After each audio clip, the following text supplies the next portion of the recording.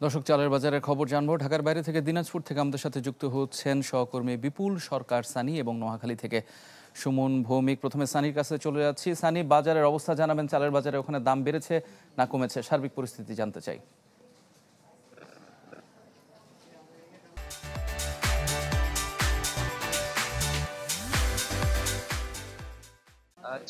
ধান চালের এখন একটা করে ভরা মৌসুম। ঠিক এই মুহূর্তে চালের দাম বেড়েছে। প্রতি বছর গত কয়েক বছর ধরে আমরা দেখছি যে ভরা মৌসুমে চালের দাম বাড়ছে, কিন্তু এবারে যেটা বেড়েছে সেটা একেবারে অস্বাভাবিক এবং কেজিতে 10 টাকা পর্যন্ত। আমি বর্তমানে যে চালের বাজার আছি দিনাজপুর এনএ মার্কেট বাহাদুর বাজার।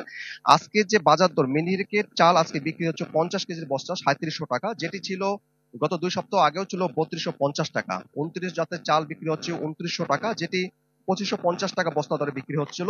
28 জাতের চাল বিক্রি হচ্ছে 3200 টাকা করে, যেটি 2700 টাকা বস্তা দরে বিক্রি হচ্ছিল। সুমন স্বর্ণ আজকে বিক্রি হচ্ছে 2850 টাকা, যেটি ছিল 2700 টাকা। এবং সম্পা কাঠারি, যেটি পুরাতন চাল সেটি বিক্রি হচ্ছে 3800 টাকা, এবং নতুন সেটি বিক্রি হচ্ছে 3400 টাকা। এবং এখানে যারা বিক্রেতা রয়েছেন তাদের সাথে আমরা কথা বলছি, তারা বলছেন যে মিল মালিকরা যেভাবে দাম বাড়িয়েছে ঠিক সেইভাবে তারা কিনে সেই থেকে কিছুটা লাভ রেখে তারা বিক্রি করছেন। আর এখানে মোটামুটি ভাবে এই যে দাম বেড়েছে এতে কিন্তু একেবারে যারা ভোক্তা সাধারণ রয়েছে তারা একেবারে একটা বিরূপ মতামত প্রকাশ করেছেন এবং বলছেন যে একেবারে প্রতি মৌসুমেই এই ভরা মৌসুমে যে চালের দাম বাড়ছে, ফলে এই বাজার মনিটরিং ব্যবস্থা জোরদার করা প্রয়োজন, এটি তারা দাবি জানিয়ে আসছেন। এবং আমরা মিলাদদের সাথে কথা বলেছি, মিলাদ যেটা বলছেন যে আসলে ধানের দাম বেশি ফলে চালের দামটা বেড়েছে, এটি তারা বলছেন। এবং তারা একটু অভিযোগ করেছেন যে এখানে যারা একেবারে অবৈধ মজুতদার রয়েছেন, বিশেষ করে যাদের লাইসেন্সবিহীন মজুতদার, সেই মজুতদারে ধান চাল ক্রয় করে তারা ইচ্ছা মতো দাম বাড়াচ্ছেন, ফলেই এই ধানের এবং চালের দাম বাড়ছে, এইটা তারা অভিযোগ করছেন এবং এর জন্য অভিযান চালানোর দাবিও জানিয়েছেন তারা। সানি, আপনাকে ধন্যবাদ। চলে যাচ্ছে এবার নোয়াখালীতে। সুমন, সানির কথা শুনছিলেন, দিনাজপুরে বেশ বড় ধরনের উল্লম্ফন হয়েছে চালের দামের। নোয়াখালীর খবর জানাবেন আমাদের। ইফতেখার, আসলে দিনাজপুর তো সেখানে মূলত উৎপাদনের জায়গাটা অনেক বেশি বা সেখানে মিলারের সংখ্যা বেশি। নোয়াখালীর অঞ্চলগুলোতে কিন্তু উৎপাদনের অতটা বেশি না হলেও এখানে দামটা আমরা যতটুকু জেনেছি আজকে সকালে এখানকার যারা বিক্রেতা রয়েছেন তাদের সঙ্গে কথা বলে যেটি জেনেছি যে গত 2 সপ্তাহের চাইতে কিন্তু কিছুটা দাম বাড়তি রয়েছে এখন বাজারে।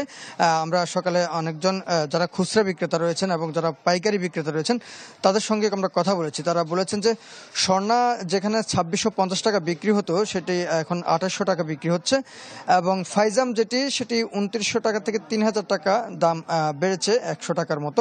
28 যেটিকে বলা হয় সেটি 2900 টাকা আগে বিক্রি করা হতো, যেটি এখন 3000 টাকা বিক্রি করছে। আর মিনিকেট যেটি 3700 টাকা বিক্রি করা হতো সেটি মূলত 3800 টাকা বিক্রি করা হচ্ছে। নাজির শেল 2150 থেকে এখন, যদি সেটা নাজির শেল আগে কিন্তু দাম বাড়তি ছিল, যেটি এখন দাম কমেছে এরকমটি বলছে বিক্রেতারা। আর রাজা শাল যেটি হচ্ছে 2850 এবং সেটি বিক্রি করা হচ্ছে 2950। অর্থাৎ বলা চলে যে 50 থেকে 100 টাকা দাম বিক্রি হয়েছে, এরকমটা আমাদেরকে বলছেন যারা এখানকার বিক্রেতা রয়েছেন। তারা বলছেন যে 100 বা 150 এরকম প্রতি বস্তায় বিক্রি হচ্ছে। আর খুচরা বাজারে সেটি হয়তো 1 থেকে 2 টাকা বা 3 টাকা পর্যন্ত বাড়তি বিক্রি করা হচ্ছে, তবে সেটি গত 10 থেকে 15 দিনে মূলত এটি বাড়তি হয়েছে। আগে কিন্তু অনেকটা কম ছিল।